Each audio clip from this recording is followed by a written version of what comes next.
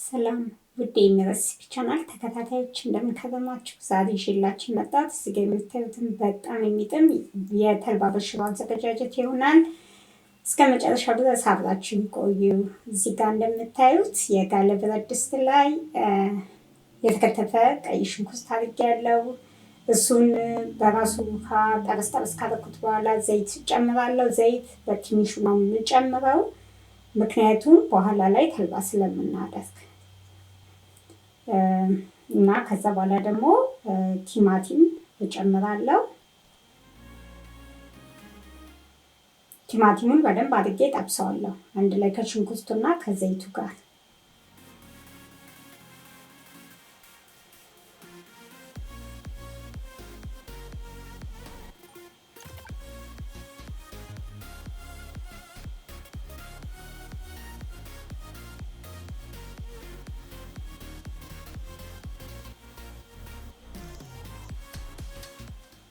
ቲማቲሙ በደንብ ከተጠበሰልኝ በኋላ ውሃ ጨምራለሁ።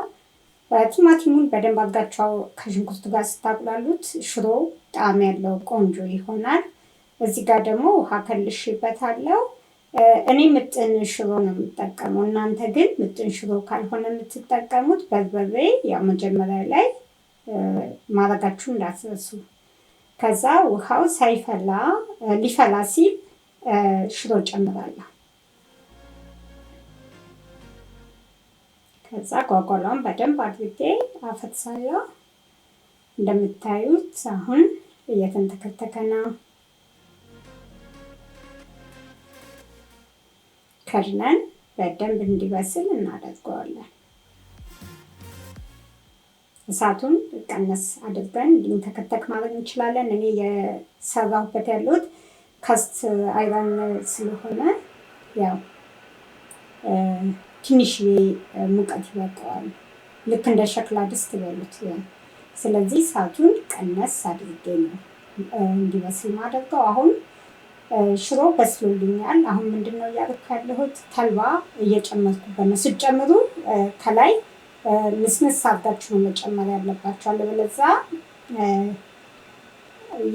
እርስ በራሱ እየያዝና ጥሩ አይሆንም። ስለዚህ ምስምስ ነው የምታደርጉት ከላይ። ከዛ በደንብ አድርገን እናማስለዋለን ቶሎ ብለን።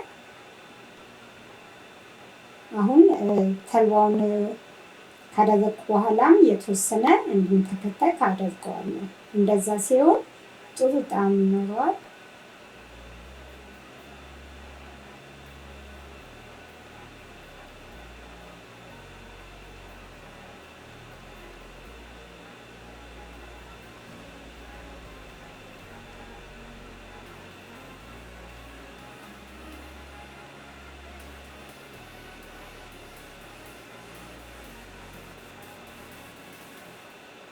ጨው ጨምራለሁ።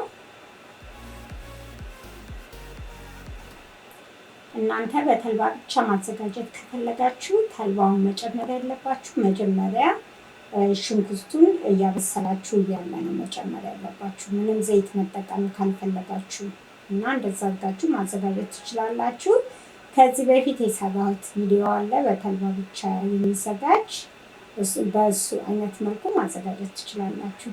እንደምታዩ በደንብ ትክክ ብሎልኛል። አሁን እዚህ ጋር የሸክላ ድስት የወጥ ማቅረቢያ የምትሆናለችኝ እሷን እሳት ላይ አድርጌ እንዲግል አድርጌያለሁ። ከዛ ሽሯችንን ወደ ትንሿ ድስት እናደርጋለን። እንደምታዩ ሲንተከተክ ራሱ ደስ ይላል። ከላይ ራሱ ዘይት ማለት ተልባ ካረኩ በኋላ ከላይ እንዳያችሁት በጣም አሪፍ ሆኗል።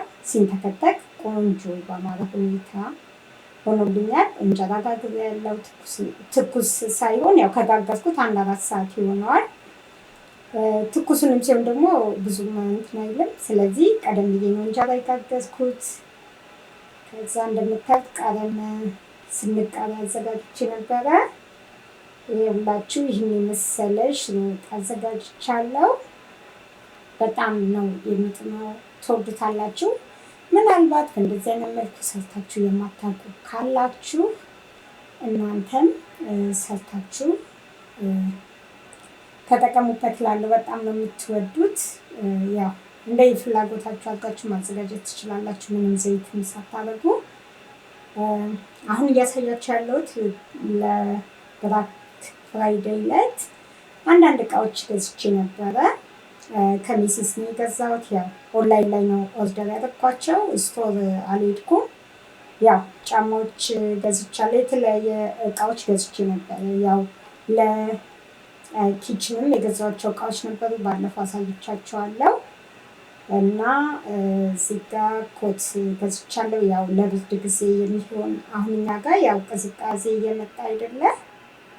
ለእሱ የሚሆን ረዘም ያለ ኮት ገዝቻለሁ። እዚህ ጋ ያው ከሜሲስ ነው የገዛኋቸው።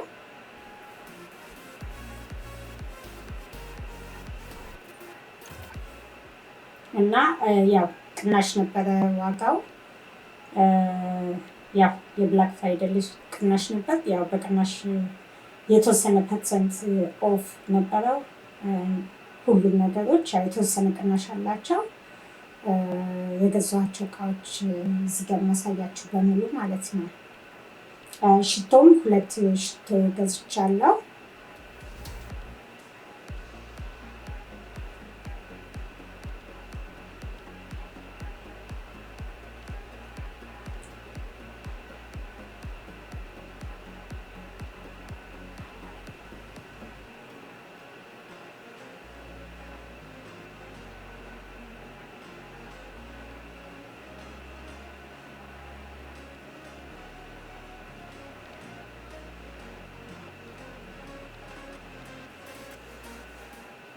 እዚህ ጋር ደግሞ ከዋልማርት ቫኪዩም ገዝቻለሁ። ያው አነስ ያለ ቫኪዩም፣ ቀለል ያለ ላይት ዌይት የሆነ የማይከብድ ቫኪዩም ገዝቻለሁ። ያው ማለት የቤት ካለኝ ለየት ያለ ነው የገዛሁት። እሱም የተወሰነ ቅናሽ ነበረው። ከዋልማርት ነው ይሄንን የገዛሁት። እና ይኸው ከሜሲስ አንድ የገዛሁት ጃኬት አለ። እሱ በጣም ረጅም ጃኬት ነው፣ ለቅዝቃዜ ጊዜ በጣም የሚሞቅ ነው። የገዛሁት እሱን ከሜሲስ ነው።